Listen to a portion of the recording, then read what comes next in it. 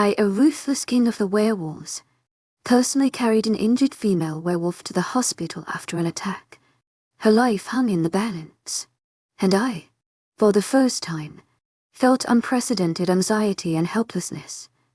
To my agent extraordinaire, Madeleine, heartfelt thanks for your unfailing patience, enthusiasm. Salazar's POV at the opening ceremony for the new school year. He was asked about a week or so before if he was going to give a speech to this year's new students at the Royal Academy, depending on his schedule. In the 70 years of his reign, most of the times he would deliver it himself, but now he was swamped with work. It was practically endless. The budget for the next year was in shambles, and it was not long until the year ended. The report for rogue problems kept on increasing. The cash flow and new investments from his companies needed to be checked. The next meeting for the PAX Alphas needed to be programmed, and so on. And even though he had no time to even breathe, he had another problem. The council kept pestering about an heir every time they got the chance to do so. Honestly, those people needed to worry about their own personal lives. But each time one of them came regarding a matter, they would not leave until asking him again about this problem, as they put it. And each time they asked, his thoughts trailed off to a certain beautiful sight he saw some time ago at the airport, without even meaning to. Really, at first he thought she was interesting, and so he had read her file. Then he saw the video of the melee fight, which left him speechless, and he felt she was even more interesting. The girl in the video seemed quite equally ranked amongst the other werewolves for the first part of the fight. She did not fight a lot, but he could see that her moves were on point. She easily avoided most of the werewolves that came at her and kept them at bay effortlessly. Then when the werewolf that seemed to be her partner was hurt, she saved him with lightning speed, which as a side note made him feel quite annoyed. Afterwards she immediately changed her stance and went into offense. And what offense? Her move seemed so fast, almost like he saw himself fighting. After seeing her fight, he thought about her from time to time. What could possibly determine such a strong wolf to be so sad? And how could such a frail-looking girl be so strong? Such thoughts alternated. Then he started to ponder about how could someone who seemed like she was about to cry and did not even appear the least bit dolled up look so beautiful. Slowly the thoughts started to multiply bit by bit. Nowadays it got to the point that he even dreamt about her. He could not have a single moment's rest without his thoughts heading towards her face. And the strangest thing was that even though his wolf Sky did not recognize her wolf, he also kept talking about her. He previously asked the wolf if she was his mate. Perhaps Sky could sense the connection to her more easily than he could, but the latter had said he did not recognize her wolf. At his words, Solas had thought this would be the end of the matter, but now Sky kept mentioning her beautiful face and her superb moves, just like how he thought to himself. Could it be that his wolf did not care any more about finding his true mate, just like those guys? Because when Sky heard about the speech, he kept purring like a wolf girl and insisted for him to attend, telling Salaz they might see Sia at the ceremony. Really the most massive of wolves, a black as night-fed alpha that scared all the other wolves when transforming, was now jumping up and down in his mind like a small pup. At first he was going to refuse giving the speech.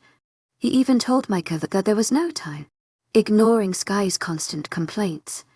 But just as the beta was about to exit his office, he changed his mind and reasoned that still he should find to give the speech. To my agent extraordinaire, Madeleine, heartfelt thanks for your unfailing patience, enthusiasm.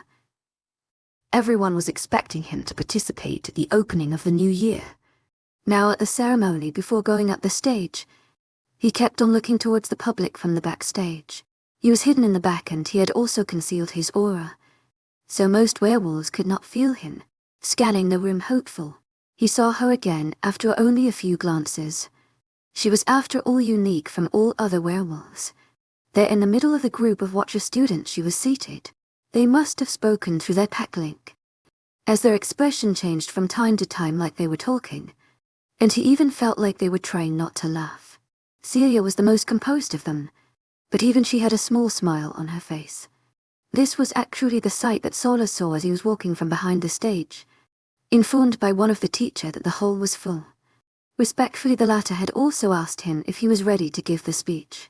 He saw that the beautiful girl he had seen only once at the airport, the one that kept him thinking about her until he was almost driven mad every day, now had a slight smile on her face. Seeing her rosy, healthy face and her eyes that seemed to smile sparkling, as opposed to her sad face at the airport, made his heart beat even faster than it did then. All these days he had thought he would soon forget her. He had hoped so, but her sad face kept him from forgetting. Giving the speech for the beginning of the year and seeing her again in a normal situation. A situation was most likely solemn. He hoped that it would take his mind off from her. But he was in trouble as her current face was even more unforgettable. He sucked in air in his lungs as much as he could, feeling breathless. In spite of this, he could not look away. He finally ascended the stage, after what seemed like a lifetime, and while he was announced, he tried to regain his composure. His Highness the King of all Werewolves, Solus Christian Wolf. He was presented by a teacher, and like on cue, every person in the room rose from their seat and bowed. They could only raise their heads and sit down when he allowed them. Please raise your head and take a seat. Trying to take his eyes off his ear. As he had kept looking at her, he feared that staring at her longer would make her feel uncomfortable. Even if he was the king of all werewolves, who would want to be stared at for so long? Not to mention that all the attention from everyone in the large room was on him, and they would find out that he was ogling a female student, as his stare was that obvious. Really 100-year-old man losing his composure because of a 22-year-old girl. He would be laughable. He was especially scared of his best friend, Gabriel, finding out. That guy had tried along with the guys from the council to make him take any girl as a queen, just to have a mate. If he were to find out, or if the other members of the council would find out, he would not hear the end of it. Perhaps they would even take the poor girl and shove it in his room. Well, she was part of a pack of high-ranking werewolves and a Watchers student, so they probably could not do as they pleased. He thought, feeling both relieved and disappointed at the same time. Wait. Disappointed? Why would he think he was disappointed? He should really snap out of it. He coughed once like he had wanted to clear his voice and spoke. Luckily he was smooth enough and his speech went on without a hitch. Roughly 2 hours later the opening ceremony ended. It had been quite difficult to not look at her throughout it, but he managed in the end, albeit quite arduously. He only looked at her from time to time in passing, making sure he also glanced around, to not highlight her presence alone in the other's eyes. But seeing her leave with her pack, he still felt a pang in his heart. He still wanted to be in her presence longer. Even for a second more it was enough. Your Highness, do you want to eat dinner with me? His friend Gabriel asked smilingly, just as he was pondering about what to do. He wanted to refuse the man who he felt had the capacity to see through his thoughts. But the most brilliant idea struck him and he refused no longer. Sure, it has been quite some time. Invite your students also. It is the first time we have so many high-ranking Watcher werewolves with us. I would like to meet them. He tried to look uninterested, like it was only a suggestion, nothing more. But the bastard already narrowed his eyes, studying his face. It seemed like just looking around and trying to not look at her alone was not enough. Surely he would now bombard him with questions. To my agent extraordinaire, Madeleine Noble, heartfelt thanks for your unfailing patience, enthusiasm. It is only normal to meet the Watcher students. Of course you should give them the honor to eat with you. Gabriel affirmed while nodding his head in understanding. It was unusual that the noisy person had not suspected him more. The teacher had not asked any more questions. He just left to bring the students to his office. The abnormal, disinterested attitude of Gabriel made Solus doubtful, but perhaps the latter had not noticed anything after all. For this he was thankful. Only later would he find out that Gabriel had known all along his thoughts, when he would finally confess his feelings for her to his friend. The latter would keep on teasing him that he was aware from the moment he saw how Solus looked at her at the ceremony. And the teasing would be endless. Waiting for them in his office. It felt like it took forever for her to come. After what felt like a lifetime, the Watcher students accompanied by Gabriel finally arrived outside in the hallway. Her specific scent and presence could be detected by him easily amongst the others, and from the moment she stepped through the door he did not dare look up from his documents. He waited for them to take a seat and for his unrest to calm down, and only then did he leave his desk and sat on the couch. He started with the introduction. It was the logical thing to do, and in this way he made sure that he would hear her voice. "Celia Blair," she said shyly, with a little stuttering, trembling tone, but it only made her more adorable. Her face that had almost no expression suddenly turned pink. She was breathtakingly beautiful. Her voice that said the name Celia was more like a whisper, but it was sweet, sending tingles to his heart. And the name Celia coming from her lips felt like little bells ringing, like a small song. Then when she finally looked in his eyes, he was doomed, it seemed. He should have left immediately after the ceremony. He should have left and tried to never see her again, because in this moment he felt like he willingly jumped into hell. And there was no way up. For the first time in his life he fell in love. And quite hopelessly so. Chapter 20. How to break a stone heartbeat. Ever so slowly the heart monitor could be heard. A normal heart rate should be much faster than this. The interval between the heartbeats on this monitor was too long. Each heartbeat felt like the last. Beep. Her entire body was covered in bandages. It was littered with cuts and bruises everywhere. Her face was pale, almost white. Her lips were cracked. Her cheeks had lost their color and her eyes showed no sign of opening. It was already 3 days ago that the attack happened, but she had not shown any signs of waking up. Beep. Her heart rate spiked again. Each time her heart beat, he felt his heart warm up, only to freeze when it took too long to hear heart again. His entire being was focused on that sound. He could not bother about anything else other than this. He had not slept since he found her. His normal clean look was now changed to a disheveled appearance. His hair that was previously always styled properly was now unkempt. His previous clean face was now darkened by the growing stubble and the dark cold circles around his eyes. The only thing he would do was just take showers. Other than that he did nothing but move between the hospital and his office. Fortunately the hospital was also in the compound of the palace, so he did not have to move around too much. In this way, he would check up on her several times a day, and at the same time he could also investigate the cause of the attack. To dare trespass his forest and try to abduct his people was punishable only by death. Someone was clearly not so afraid of him anymore. It had been 30 years since the last war. At the end of it, everyone knew of his name and cruelty. They would just tremble at the mere mention of his name. He single-handedly had massacred the same amount of rogues as supernatural creatures as army did combined. Now they must have forgotten. He would have to make an example of the ones behind the recent attack.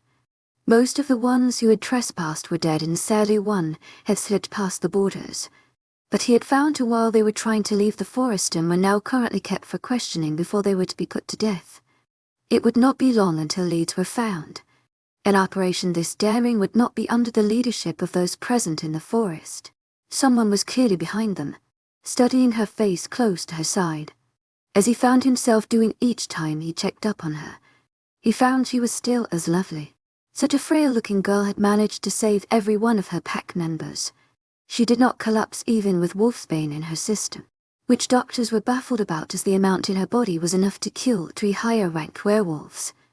When he had arrived at the castle the evening the attack happened, the smell of blood and fighting had enveloped him instantly. His heightened senses immediately detected a disturbance in the forest, so leaving no explanations to the assistants behind him, he transformed into his wolf and ran towards the forest. The place he sensed the smells from was easy to spot. As the scent of blood became pungent with each closer step, thus with lightning speed he arrived at the attack spot. There he saw werewolves frozen on their knees, bodies of human hunters all around them, even dismembered body parts. And a little further behind, there she stood. Blood was everywhere on her clothes. You could no longer see their original color. Her face and hair were also splashed as though inked in the crimson color, and as she was stilled in place, he could see her eyes were as dark as night, and her hand that was on a human hunter's neck had sharp long claws adorning it. She was partially transformed, and her wolf had taken over. But this sight of her did not frighten him in the slightest. Quite the contrary. He was mesmerized by her calmness and fearlessness. She stood proud and with little regard for her wounds as she broke the hunter's neck. Then, giving in to the pain, her eyes regained their original chocolate color. Her fangs and claws retreated to their normal appearance, and she slowly closed her eyes as she collapsed on the snow. It was in that moment that he sensed his heart break. The feeling of hurt in his heart was strange, as he had never felt such pain before. It felt like his heart had broken into millions of pieces. How funny it would be if the people who had said his heart was made of stone in the past would know just how easy it was to break it. Seeing no other danger for the rest of the werewolves who were beginning to move and knowing for certain that Micah would soon arrive as he had seen him following a little further behind, he left them there and with her on his back ran to the royal hospital. Even though the doctors there immediately reacted at the sight of the king, and assured the best treatment was given to the female werewolf that had personally been carried by him to the emergency room, he still ordered every doctor there to take care of her to the best of their ability. If she died, he promised them they would share her fate. They did their best, but they trembling informed him that the amount of wolfsbane in her system was deadly. They could not even understand how she was still alive. He roared at them, looking with dark black eyes as if to tear them apart, his terrifying awe making them kneel in fear and show their neck in submission. They had been deliberating for 3 hours for the best course of action, while 2 or 3 younger doctors had been by her side. Maintaining the least bit of life, she clung on. But as they analyzed her blood and the quantity of wolfsbane in it, they gave him only bad news. I need answers from you. Solutions. Nothing else. The next to tell me she will die before her. He shouted at them, losing his composure. Doctors, the Alpha just saved 49 werewolves all by herself. We will not have our Watcher Alpha die. You must inform us of any solution whatsoever.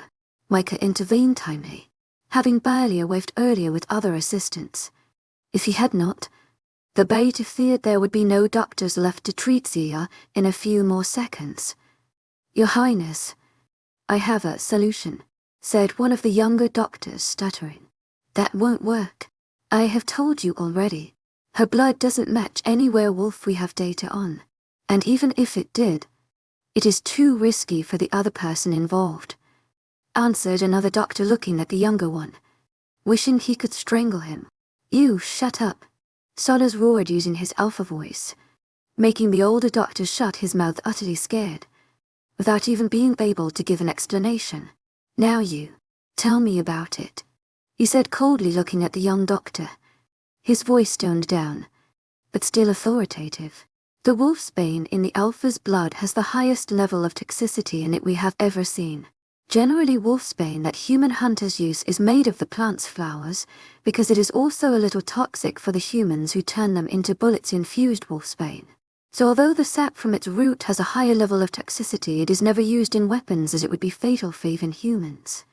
The toxicity level is so high that if we were to consider that it would take for wolfsbane bullets to kill one high-ranking werewolf, with a 3rd rank normally, with the wolfsbane made from its roots, it would take only 2 bullets. Unfortunately, this exact more toxic version of the wolfsbane flows to the Alpha's veins. Get to the point, Doctor. My patience is running out. I do not have time for a general course in wolfsbane, Solas affirmed difficultly, at the same time trying to contain Sky from getting out of control. I am getting to that, Your Highness. Please let me explain the risks involved, he said this time with a steady voice, seeing the confidence of the doctor in his presence, and also knowing that he was the only one willingly giving him a solution. Solas did not interrupt again and let him talk. Another problem is that we have never seen such strange reactions from the wolfsbane in her system. Each time we try to give her a blood transfusion to decrease the wolfsbane in her veins, it only decreases in the slightest, even though she has already lost so much blood from the 7 gunshot wounds. All the transfusions we have done only helped her a little, and we have not managed to make her body restart its own regeneration. It takes too much time with the transfusions, and she will die before then. What my solution implies is to have another werewolf's blood flow linked to her own, for her blood to circulate in the other werewolf's blood, until both their bodies share the same level of toxicity and slowly manage to decrease it. Two bodies would have the time it takes for the regeneration to restart. "All right, do it," he said immediately. Her recovery was the most important. This is where the attending doctor has a problem with my solution. First, we need another werewolf with the same rank as her, as the toxicity level in her blood will kill the other werewolf, without a doubt. If we use a weaker werewolf, if he is even a sub-rank, or to lower it might mean severely damage for the werewolf involved or even death. As for the alpha, it might damage her body further if he is higher ranked, or we waste our time and more importantly her time left, if he is lower ranked. And from the records we have from the academy it is said that she is a third rank. But the testing process must have been wrong. As I previously said, third-ranked werewolves would have died by now.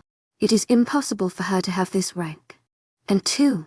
Her blood type is special and very rare, and there is only one werewolf who matches her blood after going through our record, which holds most of the kingdom's population's data. But that person, he said with an intent gaze, looking up at Solar's. "I will ask the teacher who oversaw the seer test myself, and I will check if there were some mishaps.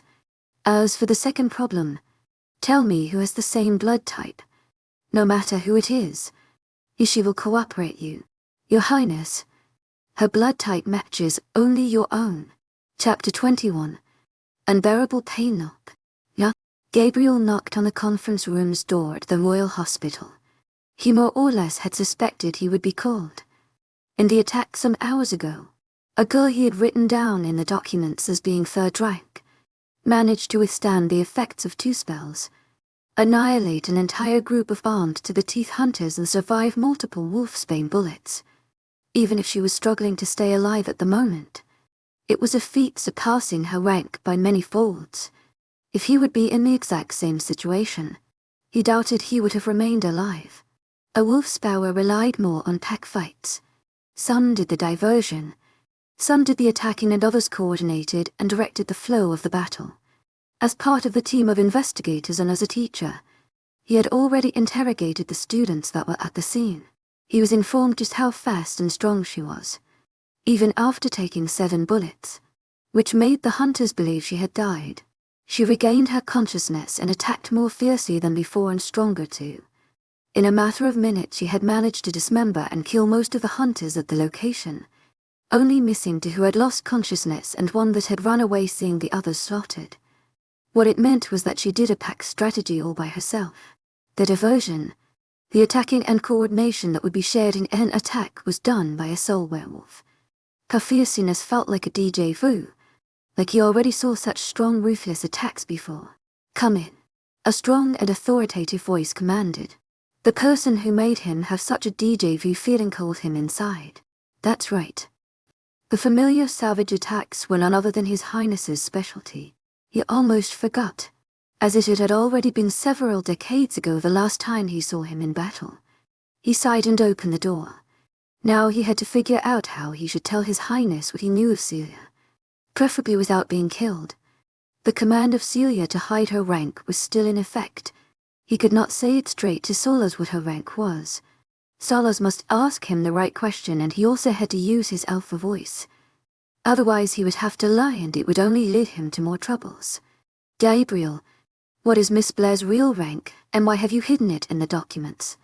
Speak truthfully or be prepared for an adequate punishment." Of course he would not have a chance for some greetings.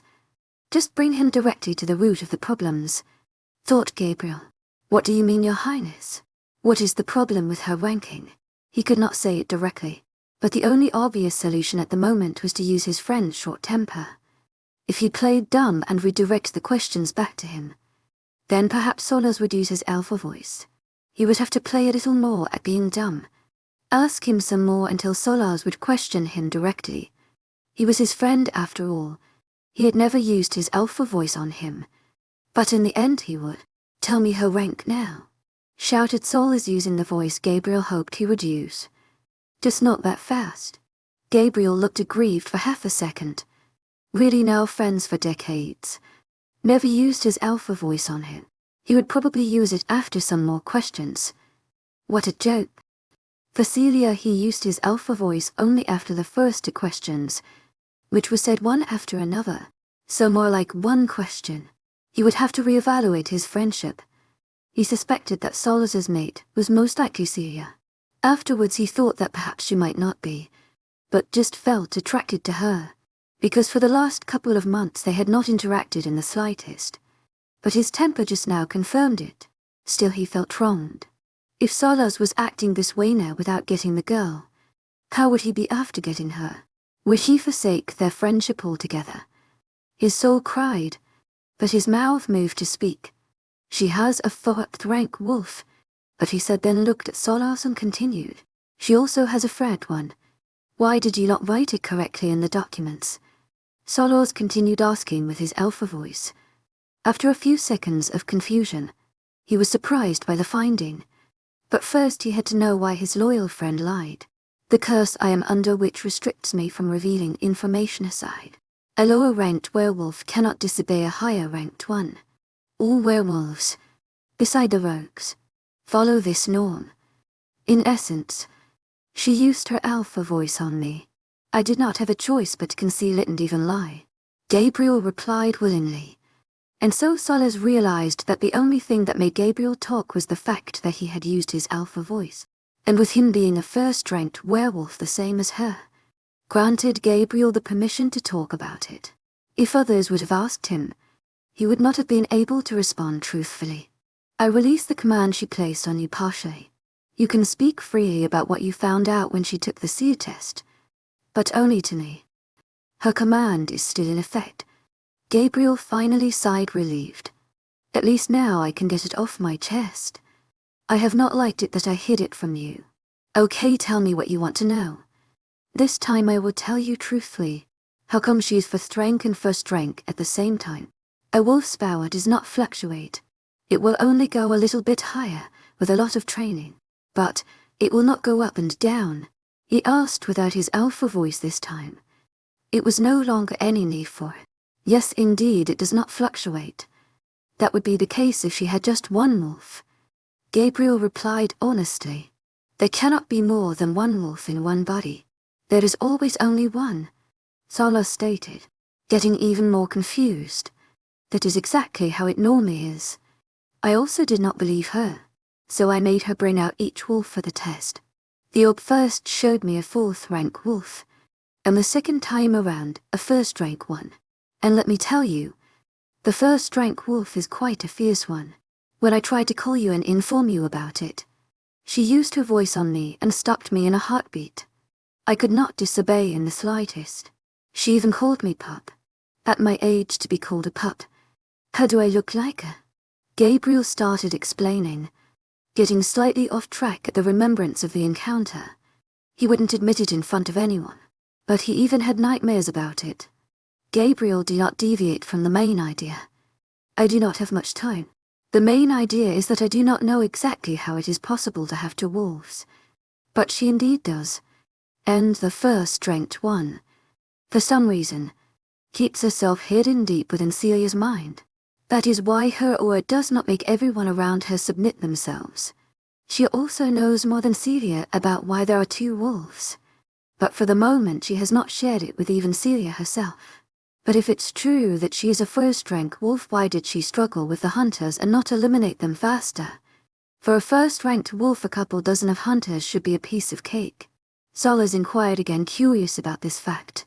Solace, from what I understood from the other students, she was hit by a bullet before she managed to react for one reason. So she was at a disadvantage from the start. And for the second reason, you have to understand that the 1st rank wolf has been suppressed most of the time. She has never been used fully, so my best guess is that it has taken its toll on her.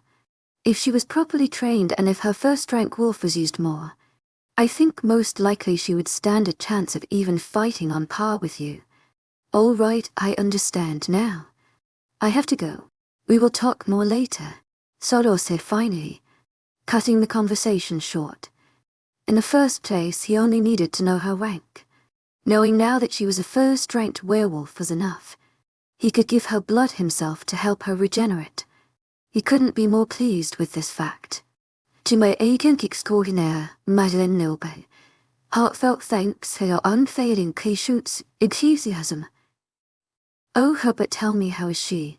The student said she was shot multiple times. Her pack members have also been gathered with the other students and are asking about her. I told them that I will inform them about her state.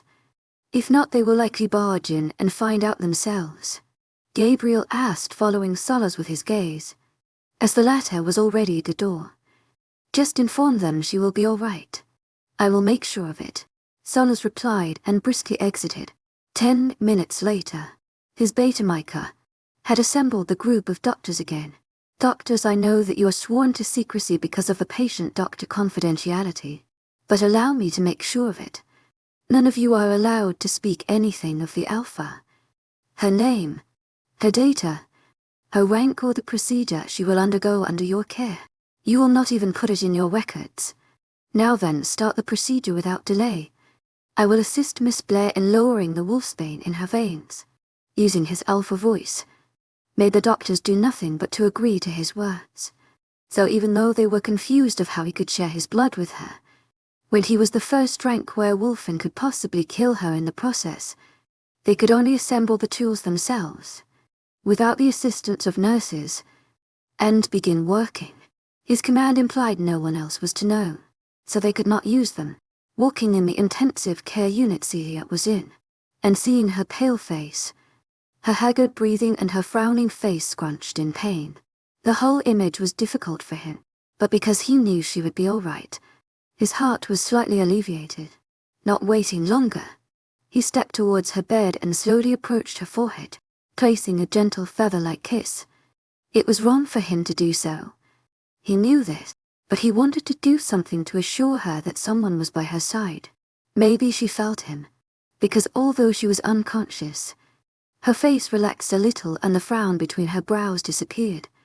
The serene, beautiful face, although very much battered, still made his heart speed up. Your Highness, we are ready, the young doctor informed him, as the rest had already prepared everything needed for the process. At the doctor's words, he only nodded his head, and after glancing one more time to the frail woman, he headed towards the other bed. He took off his coat and his shirt also for the doctors to have better access to his veins, before lowering himself on the nearby bed. The doctors waited no longer and started to connect his blood vessels to an intravenous drip and then connected again to see his blood vessels. After all these years, His Highness had never needed their assistance and they barely ever saw him. But today it was the second time already to be in his presence and both times under submission of his alpha voice.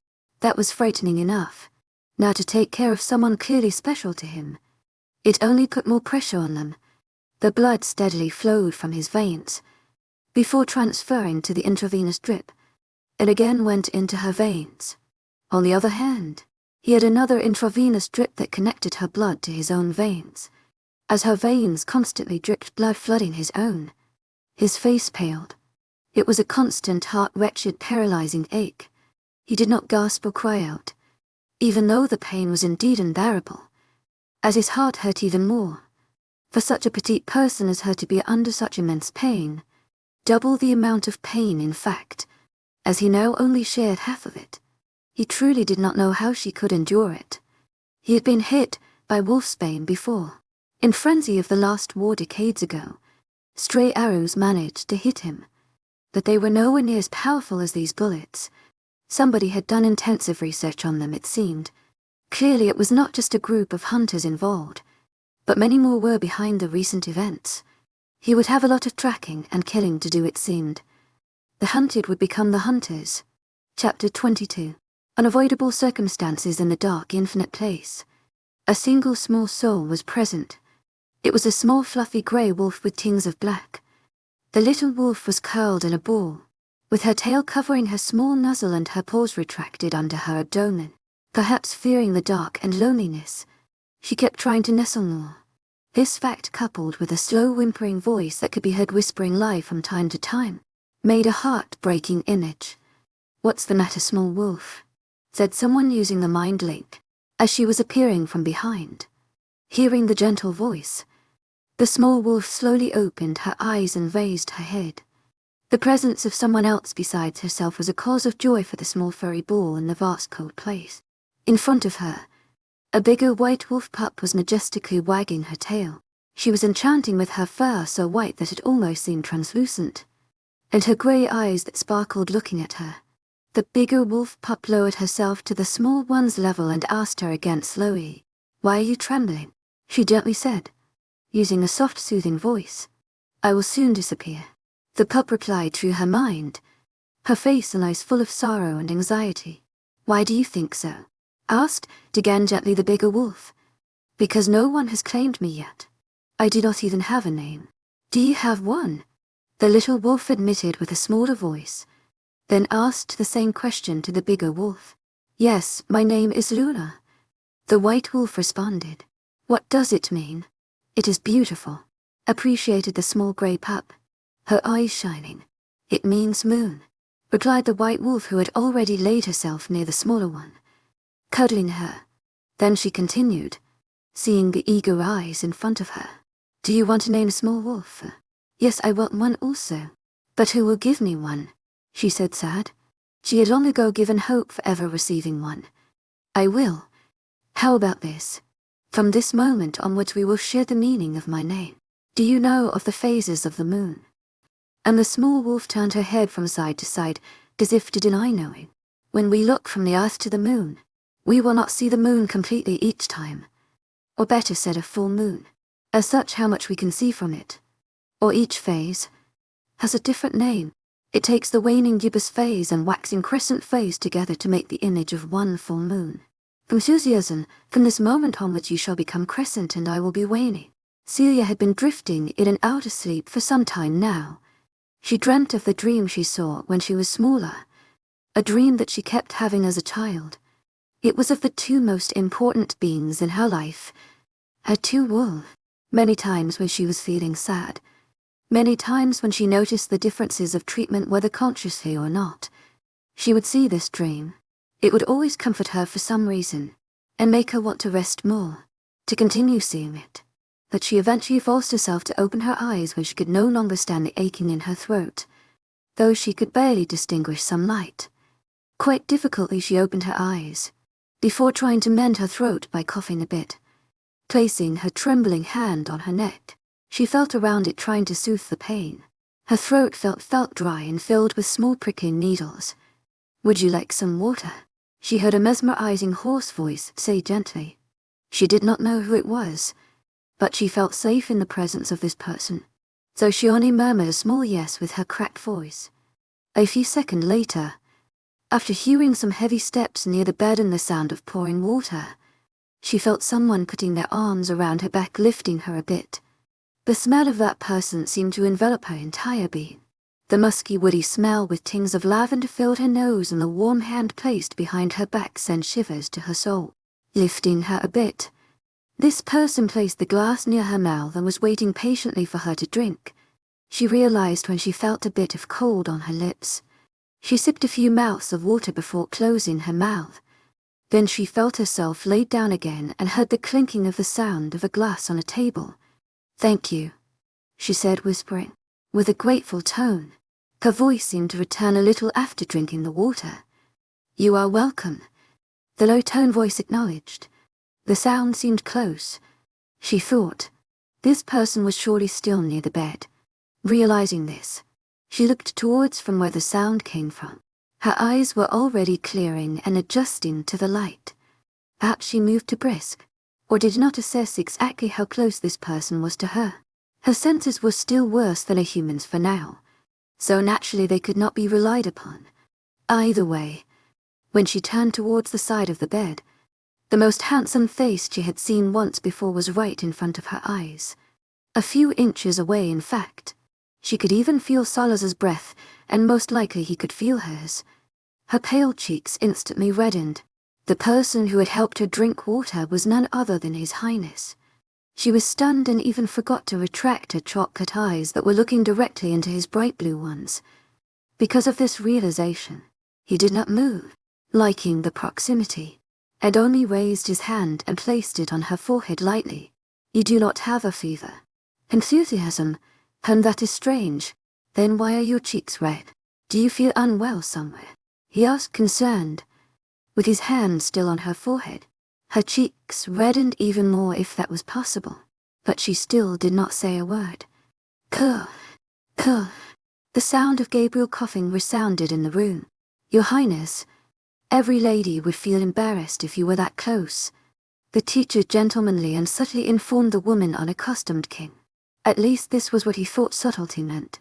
Hearing another voice, Celia regained her composure and broke the eye contact, directing her gaze towards her teacher, who was standing a bit further away.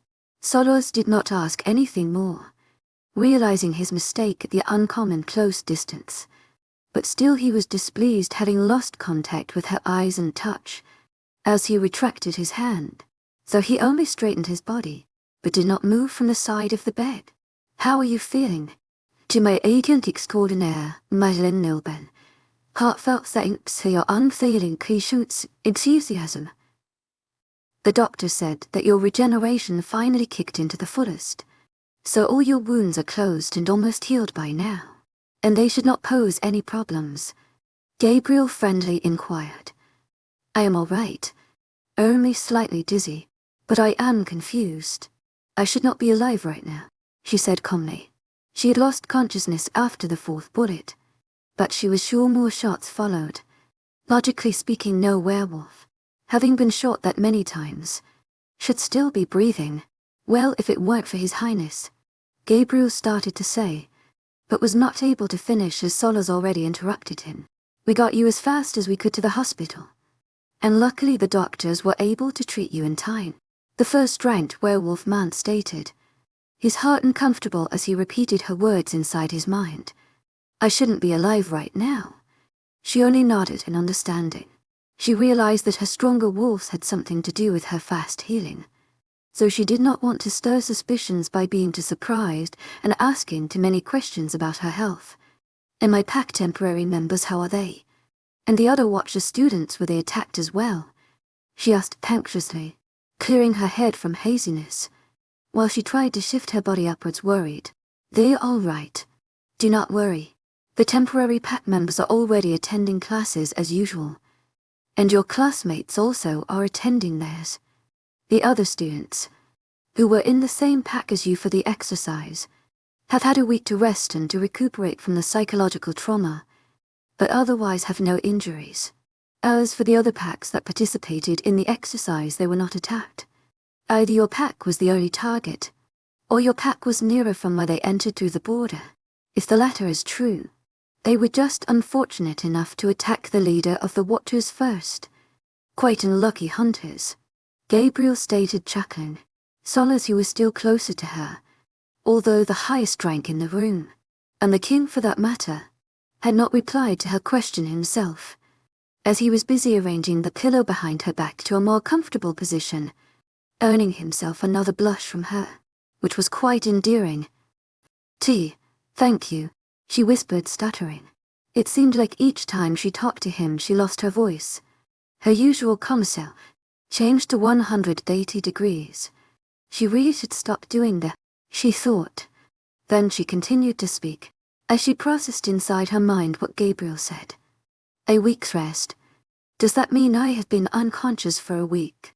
She gasped as she realized exactly how much time passed. Solas had already distanced himself from her by this point, with his mission already finished, not wanting to make her too uncomfortable. Yes, a whole week.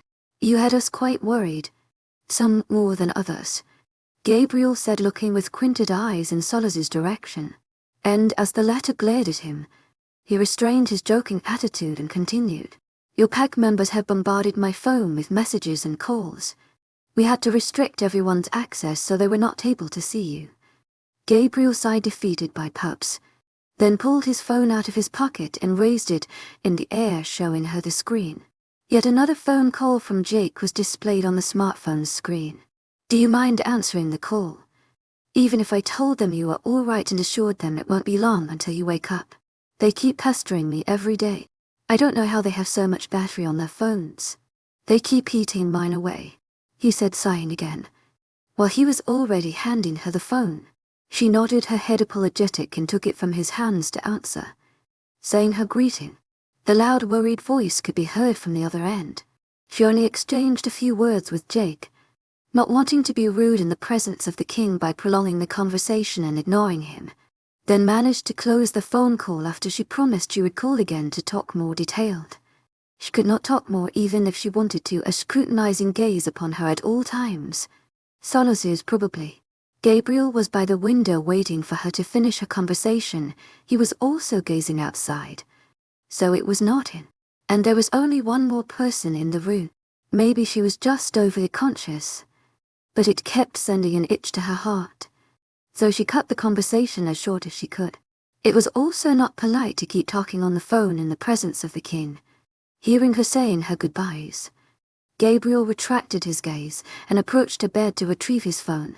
Now then, if you are feeling up to it, I would also like to ask some questions about the attack, he said smilingly. Glad he got the pack off his back.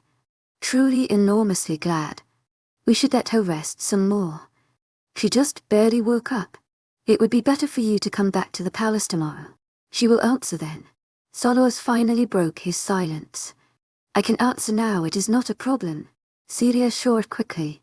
And hearing the word palace, she looked around only to notice that she was not inside a hospital care unit, but in fact in a room resembling one inside a palace.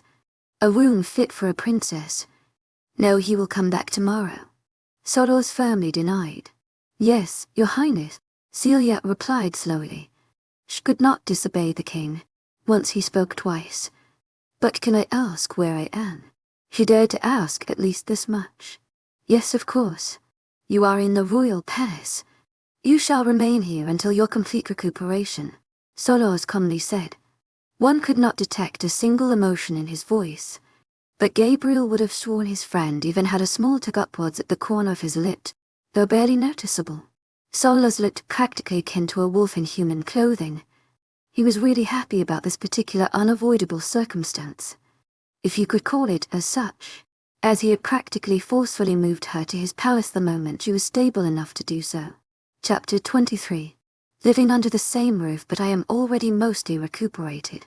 Teacher just mentioned my wounds are closed and almost healed.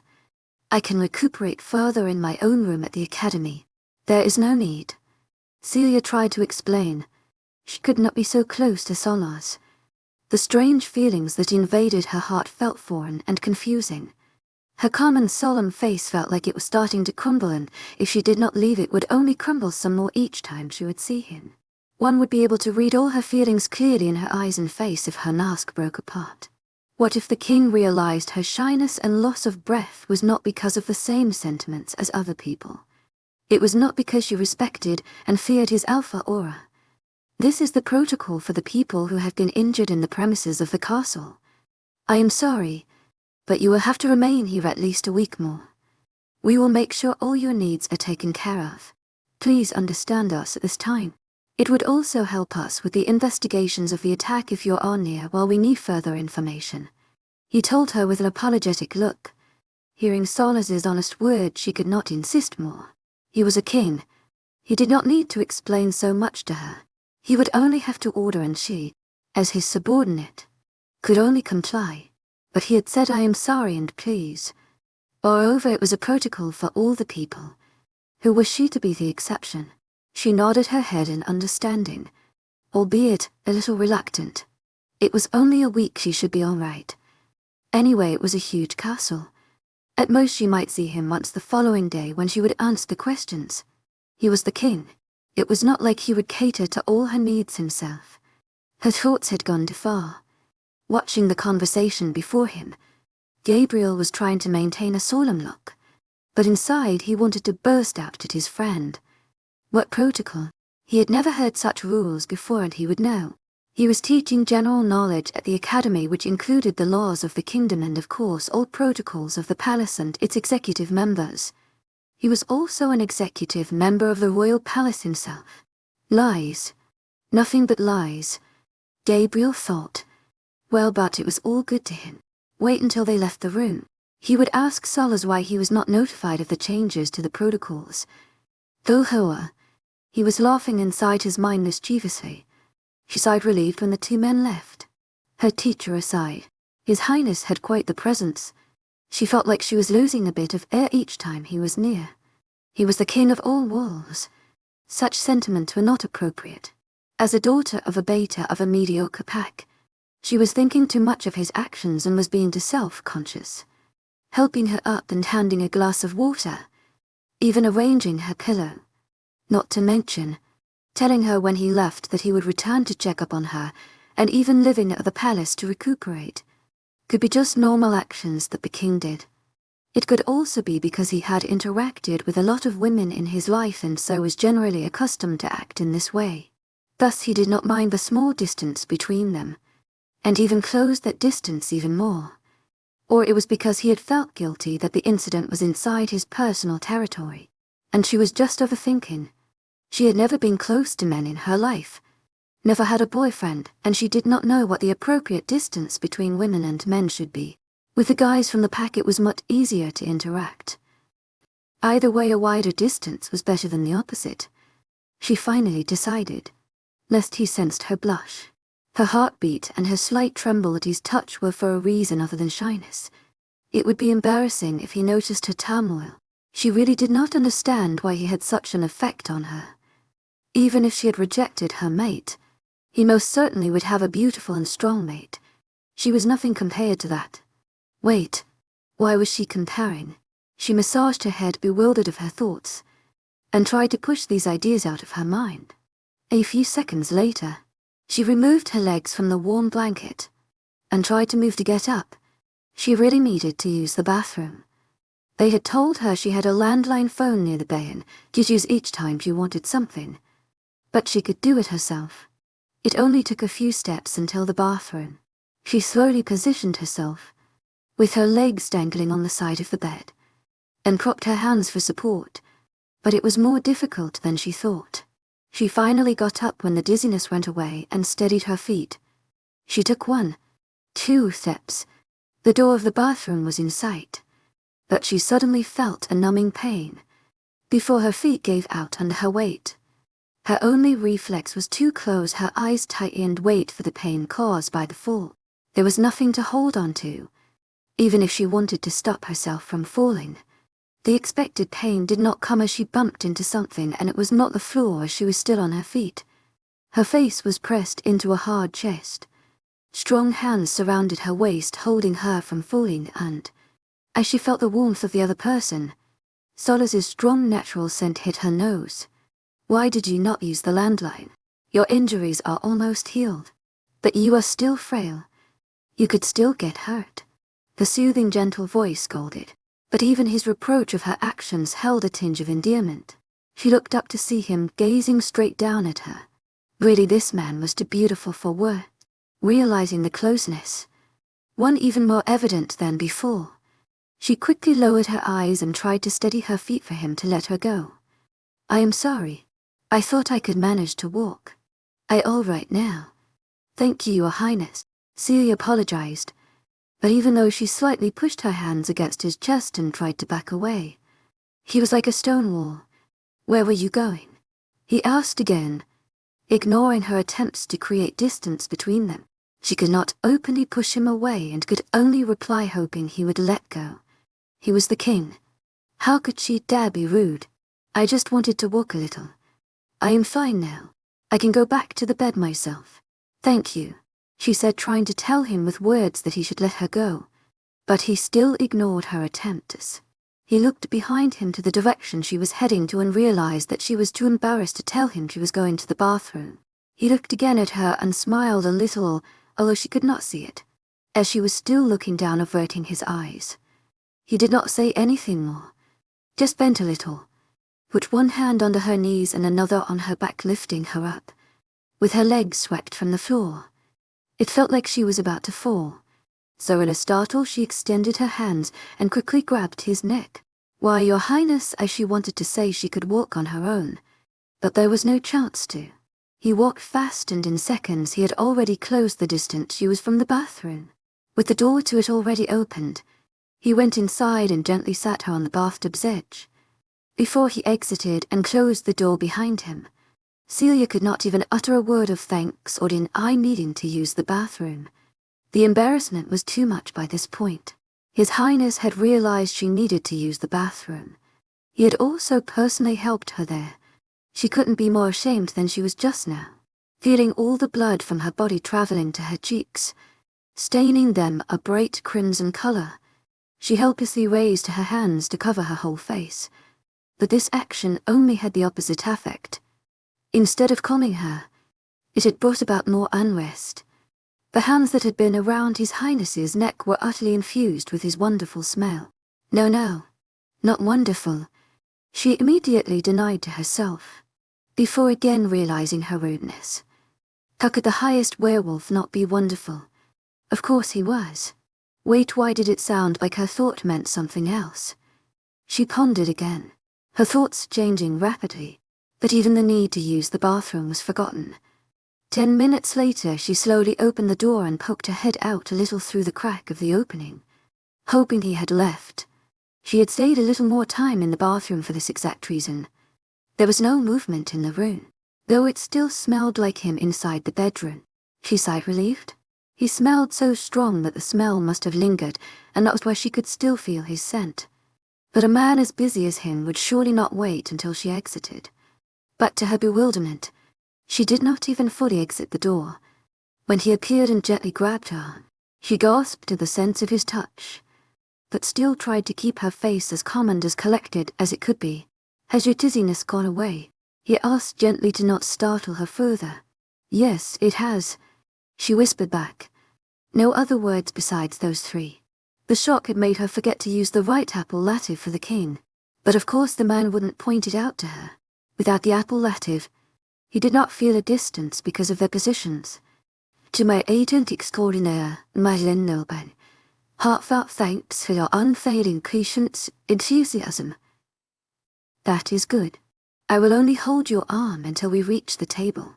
You should have some dinner, he said still as tenderly as before. She nodded, pleased, her relieved mood projecting on her face. She felt happy that he was a gentleman. He explained his actions and, perhaps seeing that it had made her uncomfortable before, did not carry her again. The table in the bedroom was filled with all kind of different foods. One could find at least 1 or 2 things to eat no matter how picky one was, but it wouldn't have been a problem either way. She was not one to be selective about her food, though she did not understand why there were 2 plates set on the table. At least she was confused only for a little while because, after he led her to one of the chairs and helped her sit near the table, he took the one opposite to her and plopped down. He was planning to eat with her, but why she did not know. Wouldn't His Highness eat in the dining room with his family or something? Why would he eat with her? Of course these questions would remain unsaid. She could not ask him directly. It would be rude to ask the owner of the castle why he was eating in a particular room.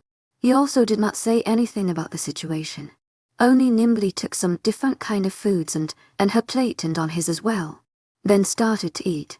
When she still did not begin eating, he raised his eyes to look at her. He did not say anything, but she felt like his eyes were saying what he did not say with his mouth. So she took the fork and knife that were placed in front of her and slowly started to eat the food. He was common while eating, only made a little bit of conversation. He only asked her about the university and things like that. He did not intrude on her privacy. Never in her life had she imagined that she would have dinner with the king of all werewolves, much less in a private setting with only the 2 of them. The rumors about him being stern and ruthless were entirely wrong. He was every bit of a gentleman a man should be, and, although she felt awkward at first, the atmosphere slowly relaxed. Finishing their dinner, he did not accompany her further. He left after making sure one of the maids that collected the plates and leftover food remained behind with her to help, and also after telling her they would see each other the following day at breakfast. She said her goodbye greetings, but inside her mind was chaos.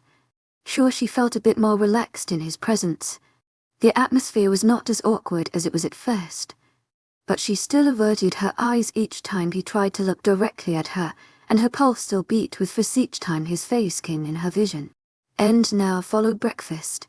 It could not be that each meal she would have here would be in his presence, right?